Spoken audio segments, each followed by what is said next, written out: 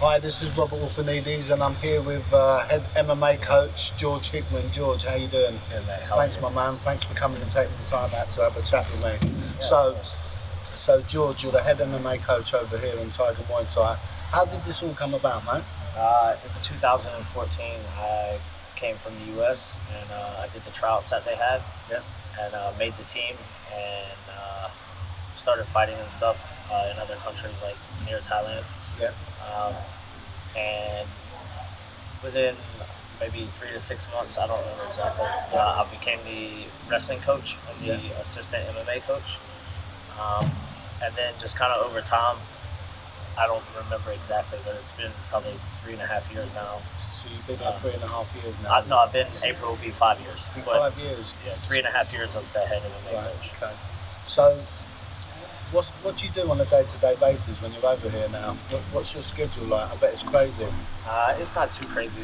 It's not really like work because it's Yeah. something I love. But typically, I wake up, I have breakfast, and then come to the gym. Depending on who has fights, because obviously at this gym, we have a huge amount of people that come from all over the world. Yeah. But within that, I have people that come here specifically to do camps with us that we help. And also fighters that I specifically work with that, not only some of them live here full time, and then some of them come from, Bangkok or the other countries that have up and coming fights that we help prepare for fights. So I'll come in the morning. Usually I hold pads for, anywhere from 1 to 3 or 4 people in the morning and help game plan. Sometimes when people don't have fights coming up that are, living here full time, it's not as that busy. So, but typically I hold pads for people, and then I teach a beginner's class in the morning. Yeah. And then every day at 4 o'clock we have a pro MMA practice, Monday through Friday. And then guys with fights coming up on the weekends, we do a workout on Saturday mornings. You're working with some amazing talent. I mean, I've followed you over the last few years, and I've known you for quite a few years now. Anyway, sure. So you're working with a lot of the guys that come over here from the UFC. And so, what is your actual background? Where does it all start from? I started wrestling when I was a kid, about 5, and then I wrestled through university. Yeah. And then, like we used to watch, like The Ultimate Fighter got big my freshman year of college, but and I'd always kind of like thought about maybe fighting. Yeah. But then the year before my senior year of wrestling, I kind of started cross training with jiu-jitsu and Muay Thai. Right. And it's like, oh man, I can do this. And then finished my senior year, and after the national tournament, I started training right away and fighting. So you've got a brother. Is he younger than you or older? Yeah, than he's you? younger. He's 3.5 years younger. He's actually here with you now as yeah, well, isn't he? Yeah, he's the wrestling coach, and he's a much better wrestler than when I was. So did he get into it through you, or was he already doing the Yeah, no, wrestling? So I was selling cars full time in America and Is that what fighting he was also. doing, what, for a Yeah, living? that was my main source of income in fighting. And my brother did the same thing, but only selling cars. And then when I moved to Thailand the same month, he stopped working in the car business and he started coaching at Division I school. He was the assistant wrestling coach. And then he left that and went back to selling cars because he wanted to make money. And then after a while, he's been here now almost 2 years. And because I actually remember him coming over a couple of years ago. And probably visiting. So what, he came over as a visitor? Yeah, he saw it and he loved it, and then went back to work, and then eventually just had enough of it. And then he got the opportunity to come here and train alongside and work alongside you. Mate, I have to say that we spoke about this last week, and I've actually goosebumps talking about it. I think you know what I'm going to say to you. You had a session here last week. I think was it the wrestling? Yeah, pro MMA wrestling class. Well, I have to say, I've never ever experienced anything like that in my life, and I've been in some training camps, and you know me for a few years now, being here, and the atmosphere was, it was crazy. Yeah, I mean, there was a lot of people here. How many people was there? Honestly, in the last month and a half, we've had the biggest numbers we've ever had, but there was probably 50, 60 people here. It was absolutely crazy. But you and your brother were working together that day, right? Yeah. and how you organised that, and how you got, because 50, 60 people in one sort of place like that and training, because you've got to be careful as well, like people tripping over each other and falling over each other, and how you not speaking the same language. yeah, and not speaking the same language as well, but how you organised that and how that went was phenomenal. I mean, where do you get that sort of experience to be able to do a session like that in an area like that? Probably college wrestling. Is it? Yeah, Is there a lot of guys in the college wrestling? Is it busy like that? Yeah, on one team, there's quite a few people in probably a smaller area than this, depending on the university. Yeah. But yeah, it's probably from that. It's in college wrestling, it's a very high intensity thing at all times. Oh, it was unreal. So that just was crazy. One of the things I want to talk to you about is that you get the opportunity to work with a lot of the guys from the UFC and all big promotions around the world. When you're training them and they're going off to their fights, whether it's in Australia or wherever, do you get to actually travel with them as well? It depends on who the fighter is. So, like as of recently, the last UFC event I was at was for Tai Tuivasa. Yeah, I saw that. Yeah. And Tyson Pedro, and my brother and I. My brother's very close with Ty, and we've gotten to know Tyson as well. But we went to corner both of them. So at a lot of events, it depends on again the person, because again there's so many people that come to this gym. Yeah, you can't be. Yeah, and most of them, I'm always going to help whoever in class, but I have relationships with certain fighters. Yeah, with certain fighters, and fighters that continue to come back. A lot of them, I do travel with. So. You remember the guys? Who were they actually fighting on that UFC event? Ty was the main event. He fought Junior Santos. Yeah. And Tyson fought. I just went blank. The other Brazilian that is a legend in the sport. Was it Shogun? Yes, Shogun. Shogun. So they're two big, massive fights for the guys. Massive. And to be fair, I mean, Ty's just come up through the rankings just out of nowhere, and he's done absolutely amazing. Both of those fights, and Tyson as well. Both of those fights, they both, I think, won the first round. It's fair to say. Yeah. And then just made some mistakes in the second round.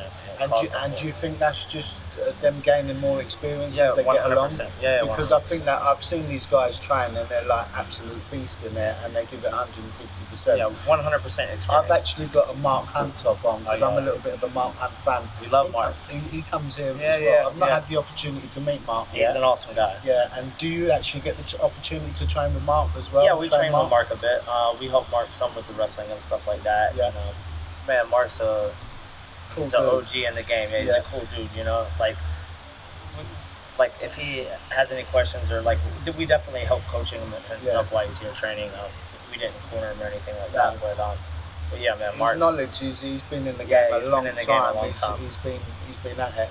So another thing that I wanted to talk to you about was the mental toughness of being a fighter, because not anyone can be a fighter. I mean, people come in and they, even with the tryouts, you remember when we saw the tryouts, when you was in the 2014, and that there was one of the most craziest tryouts I'd ever seen. Yeah. Do you remember the time with when you had to go into the Muay Thai, and the Thai guys, they were just absolutely weren't letting go. Yeah. And that was a good, that time there, we had some good fighters, up and coming fighters coming through there. That was a very strong class of guys. Because you were there, you was one of them. Volkanovski. Alex Volkanovski was another one. Shay Walsh was another one. And you all done extremely well within your careers. So it just goes to show you the talent that's coming through the tryouts is very, very strong.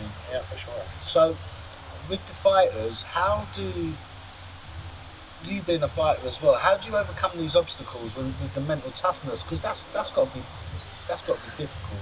Yeah, it's definitely everyone. I mean, one thing I learned as a coach too, you have to approach everyone different. All fighters are different. They handle stress differently. They handle workouts differently. Their mental attitude is different. So I can't talk to the same.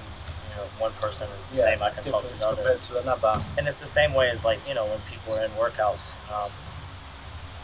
A workout like that or a training like that, you really see, it sets people apart from each other. I think in MMA, just being able to actually get in there, whether it's amateur or professional, it takes a lot of courage. Yeah, definitely. But yeah, you learn a lot about yourself in a fight, you know, and when you can hit pads and look like an all-star, and you can even there's not only in MMA but in wrestling I've seen a lot. You know, you guys that are in the wrestling room at the college level could smash everybody, but then you put them under the lights and it's not the same thing. You know, they kind of melt under the pressure. It's completely different. Yeah, and it takes a lot of mental fortitude to be able to compete at a high level. You have to be really resilient, really, because I mean, just to get to the top level, I mean, you have to be broken down and keep. And I just don't know how they get the energy to be able to keep coming back and just keep getting these knockbacks. And it's not saying once they get into the UFC that they'll be these big superstars. 100%. I have a mate. He's younger than me, but I've learned quite a lot from him. And I heard him say one time, and people can turn it into being a negative thing or whatever, but it's the truth, and it's the chance of actually making it to to people to really care about you and know who you are very, very small. The best thing you can do is just keep, if it's really your dream and whatnot and what you want to do, keep plugging away and trying to get to that point and be yourself. But yeah, realistically, there's not too many Conor McGregors out there. There's a couple of young guys there that you know very well and you've trained with over the years, and you spent a lot of time with them, and that's young Kai Kara France. He's started to come through. I think he's matured now, and he's for sure. He's ready. He's ready now. He's doing really well. He's got a big fight coming up in the next couple of weeks, isn't he? Yep, in February in Melbourne. He's Kai's another kid that came through. I think the first trial actually. He was a young kid when he did it. I think he was like 17 or 18. But he's definitely, he's plugged away. He's listened to what everyone said to him. He's been resilient, and he's known. His goal was the UFC, and he hasn't given that up. And there was a big gap between when he was on the Ultimate Fighter to finally getting signed. And he's a testament to hard work and actually believing in the process and what you're doing, because he's there now. And Kai's a guy that I don't think is going to get to the UFC and just be another guy in the UFC. He's a guy that's going to climb the rankings. Yeah, definitely. Well. Another one that we know very well is Alex Volkanovski. He fought one of your guys there, another American guy. Chad another Yank. Yeah, another Yank. A couple of weeks. Very good wrestler. Yeah, I mean, Chad Mendes. I thought when I found out that he was going to fight Chad Mendes, I thought, this is a big test for him. Oh, 100%. And Alex came out, he did some of his camp in New Zealand, or most of his camp, I believe, in like Australia and New Zealand. Yeah. But he came out, and Frank and I worked with him a little bit on wrestling, and because obviously he was going against Chad Mendes is a very decorated wrestler. He was a 2 or 3 time All-American, which is like a very high honor in America for wrestling at Division I level. But to me, there wasn't a doubt in my mind, even when he got hurt, I believe in the first or second round, that he was out. I think that Alex proved that what every one of us already knew about him, and how good he really is. And that was just like finally his chance to show the world. He's special. He definitely is special. He can do it all. He can strike. He can grapple. He's got a good head on him. He's a total package. I actually spoke to him just before the fight, and we said he was confident that he was going to win the fight. 100%. And he said to me he was going to do it off the cage. And he actually done it. Yeah, when he was here, when Frank and I were training with him, we talked about that, and he said he was going to catch him in the breaks and the exchanges and things like that. And when he done that, he must have visualized that. Oh yeah, I think that's a big part of visualization. Yeah. I was always very big into that for like wrestling and putting yourself in every position, whether good or bad, and during the fight you've already been there in your head, so it's easy to get. So when you talk about visualization, because that's another part of mental thinking, isn't it? And stuff. And how does that actually work then? What do you actually do? Just run it through your head? Yeah, for me, for wrestling, before I would wrestle and before when I was still actively fighting, I would always visualize, like before going to sleep for fights, how the fight would play out, everything going my way, and then I would put myself in bad positions that I got hurt or something happened in the fight, and just kind of get through that. I think everyone mentally is different and has a different approach, but for me, I always found that visualization was a good thing, and once the fight got there, or the the time for me to wrestle the wrestling match, I'd already been in every position many times in my head, many times before. So it definitely helped me. Another point that I wanted to talk to you about is I don't know if you saw Darren Till's weight cut. Darren Till's fighting in the UK in a couple of weeks' time. I love Darren Till. Yeah, he's a great fighter. He's done really well. I think he spent some time over in Brazil, and I really take my hat off to him. But that broke my heart to see that weight cut, and to see what the guys have to actually go through to get to that. It's not only just missing their family and being away from their family, and then dieting, and then putting yourself through, because most of the preparation is done in training. So not only have you got to do that, miss your family, get to that, but then you have to go and do the weight cut. That's like the fight before the fight. Yeah, and then I mean, that's next level. I mean, how do you prepare yourself for that? I think for weight cutting, and that's like a hot topic in MMA and things right now. It's definitely not good for you. For me, I've been cutting weight since I was probably real cutting weight since I was 11 years old. Especially the wrestling. Once my dad was not he never pushed. He wasn't a crazy sports dad. He was a former wrestler, and he always was positive and pushed us to do the right thing, and pushed us. But he never. It was always a choice that we had consciously that we did. But as a kid, he didn't let us cut weight. But once I got to high school, then I started cutting a lot of weight. What sort of weight would you cut for? So, as a freshman in high school, I take it back. As a sophomore, I wrestled 112. And cutting weight now and cutting weight in college was different than cutting weight in high school, because your body gets bigger and it becomes easier. But in high school, I was probably 100. My sophomore year, I wrestled at 112. And I probably walked around at 123, 124. Which at that size is a fair. I'm sure there's guys that have cut more weight, but it was for me. It was wake up at 6:30, run in play, and this is how dumb I was in high school. You just don't know. Wake up at 6:30 in the morning, run in plastics, go to school. On my lunch break, put the rubber suit back on, get on the Aerodyne bike, finish school, go to practice, run before practice, go home, eat, and then put my rubber suit back on to run again. Man, crazy. But as you get in college, you learn more. I had no idea what I was doing. My dad tried to teach me the right way. But for cutting weight for MMA is different, because you have in high school and college, you have, if it's a tournament, you have 1 hour. Sorry, if it's a dual meet, so team versus team, you weigh in. So even in college, if I wrestled at 149, for instance, my senior year, I weighed about 160, 161 on Sunday, and I would cut down and make 149 if the dual meet was on. How many days? That's the thing about college wrestling, is from November until March, until after the national tournament, you make weight at least once a week, if not twice a week, for that whole amount of time. It's mentally, it's like a constantly yo-yo. every week like this, every week. That's unreal. So and you only have an hour for a dual meet to make weight and get as much fluid as you can, and where you don't feel sick, and then 2 hours for a tournament. So making weight for fighting, to me, is a lot easier, because you have a day before you can weigh in and stuff, and sometimes even more than a day. But I just think that it's people, there's organizations that try to make it better and things like that, but at the end of the day, it's one guy versus another guy, and there's always going to be a weight cut, I think, and there's always going to be, because even in college wrestling, they implemented my junior year or so, hydration tests, you cheat on that so that you can get to the lower weight. It's just, it's a never-ending cycle, and I think it sounds like a big minefield there, and I think that's something potentially.